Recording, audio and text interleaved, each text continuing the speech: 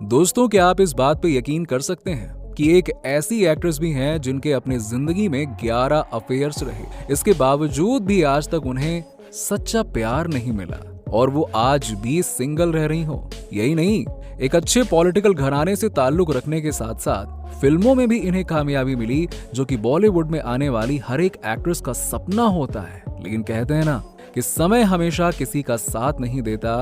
कुछ ऐसा ही हुआ बॉलीवुड की फेमस एक्ट्रेस मनीषा कोइराला के साथ, जिन्हें अपनी जिंदगी में नशे की लत के कारण कैंसर जैसी बीमारी का भी सामना करना पड़ा, जिस वजह से अपनी पर्सनल और प्रोफेशनल लाइफ को भी बर्बाद कर बैठी। और साथ ही आज की हमारी इस वीडियो में हम आपको बताएंगे कि आखिरकार क्यों मनीषा कोइराला को अपनी लाइफ में इतनी सारी चीजों का सामना करना पड़ा और आखिर क्यों आज भी वो सिंगल हैं। तो दोस्तों, अगर आप भी मनीषा कोइराला की लाइफ से जुड़ी इन घटनाओं के बारे में जानना चाहते हैं, अगर आप भी इनके फैन हैं, तो वीडियो को पूरा एंड तक जरूर देखिएगा। दोस्तों, एक्ट्रेस मनीषा कोइराला नेपाल के राजनीतिक परिवार से ताल्लुक रखती हैं। इनके पिता का नाम प्रकाश कोइराला है और मां का नाम सुषमा कोइराला है। पिता नेपाल में कैबिनेट मंत्री रहे हैं, जबकि दादा बीपी उर्फ विश्वेश्वर प्रसाद कोइराला 1950 से 1960 के दशक में नेपाल के प्रधानमंत्री रह चुके हैं। आपको बता दें कि मनीषा कोइराला ने अपनी स्कूली शिक्षा वाराणसी में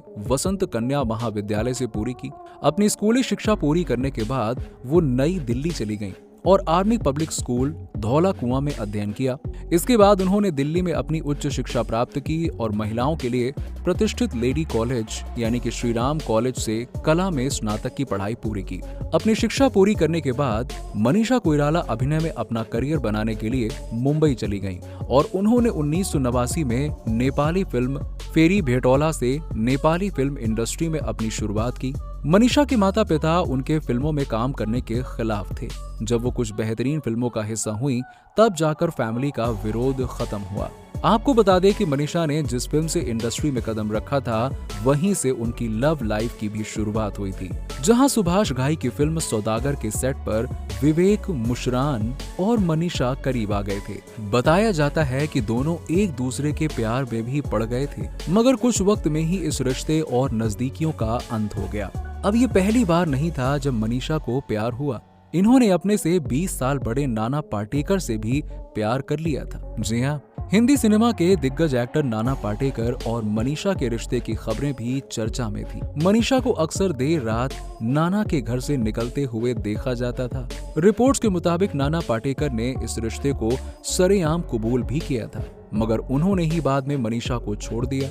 नाना पाटेकर के बाद मनीषा की जिंदगी में डीजे हुसैन की एंट्री हुई। डीजे ने मनीषा को शादी के लिए प्रपोज भी किया, मगर किसी वजह से उनका ब्रेकअप हो गया। वहीं लंदन बेस्ड एक नाइजीरियाई बिजनेसमैन सेसिल एंथनी के प्यार में अब मनीषा पड़ गई थी। उनकी कई पर्सनल तस्वीरें सोशल मीडिया पर वायरल भी हुई थी, लेकिन ये भी रिश्ता ज्यादा वक्त तक चला नहीं और आखिरकार दोनों अलग हो गए। सेसिल के बाद मनीषा का नाम अभिनेता आर्यन वैद से जुड़ा, मगर ये रिश्ता भी ज्यादा लंबा नहीं चला और दोनों अलग हो गए। बताया जाता है कि प्रशांत चौधरी के साथ भी मनीषा का रिश्ता बहुत गंभीर था। दोनों सीरियस रिलेशनशिप में थे, मगर किसी वजह से दोनों का रिश्ता आगे नहीं बढ़ सका और दोनों जुदा हो गए। और इस लिस्ट में नेपाल के ऑस्ट्रेलियाई राजदूत क्रिस्पिन कॉनरॉय का भी नाम शामिल है। मनीषा का नाम इनके साथ भी जुड़ा, मगर यहाँ भी बात वही हुई कि मनीषा को हार का सामना करना पड़ा और रिश्ते का जल्द ही अंत हो गया। यही नहीं, अजीम प्रेम जी के बेटे तारिक प्रेम जी के साथ भी मनीषा का रिश्ता रहा, मगर इस रिश्ते को भी कामयाबी नहीं मिल सकी। मॉडल राजीव मूलचंदानी के साथ भी मनीषा का इश्क रहा, मगर ये रिश्ता भी टूट गया। अब आपको बता दें कि म्यूजिक कंपोजर संदीप चौटा को भी मनीषा ने डेट किया, मगर इस रिश्ते को भी मंजिल नहीं मिल सकी। संदीप से अलग होते ही मनीषा क्रिस्टोफर डोरिस के प्यार में पड़ी। कुछ साल तक साथ रहने के बाद मनीषा ने इस रिश्ते को भी खत्म कर दिया। आपको बता दें कि मनीषा कोइराला का नाम कई लोगों के साथ में जुड़ा और कईयों के साथ रिलेशनशिप भी रहा, लेकिन समय के साथ सब रिश्ता टूटता चला गया। इसी बीच जीवन साथी के तौर पर उन्होंने बिजनेसमैन सम्राट दहल को चुना। हालांकि ये रिश्ता 2 साल के अंदर ही टूट गया।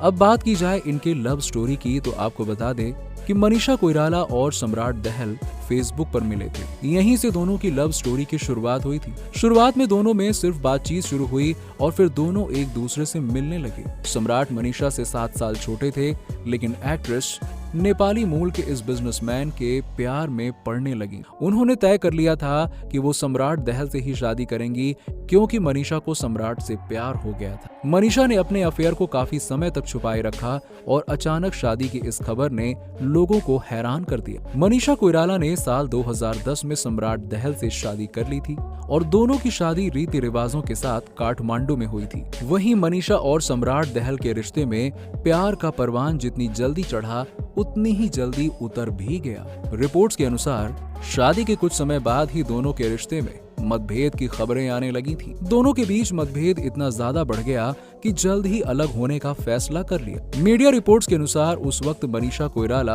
अपने पति के बर्ताव से काफी परेशान हो गई थी। उस वक्त मनीषा कोइराला ने अपने पति पर कई आरोप लगाए थे। मनीषा ने कहा कि उनका पति उनका सबसे बड़ा दुश्मन है। वो कभी सोच भी नहीं सकती हैं कि कोई इंसान अपनी पत्नी के लिए इतना बुरा हो सकता है। यही नहीं, मनीषा कोइराला ने अपने ट्विटर अकाउंट पर एक पोस्ट शेयर कर पति से अलग होने की खबर शेयर की। हालांकि पोस्ट कुछ देर बाद ही डिलीट कर दी गई थी। इसी के बाद से ही दोनों के बीच तलाक की खबरें आनी शुरू हो गई थी।